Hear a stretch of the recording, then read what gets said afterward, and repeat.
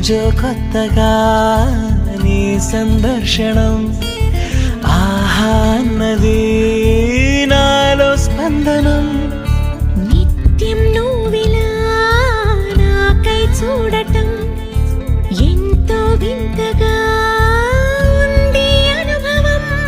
నడివేసవిలో మరిగిస్తూనే మురిపిస్తోందే నీ చల్లదనం ఎదమంటంతా దాచేస్తూ వెన్నెలైంది ప్రేమ గుణం.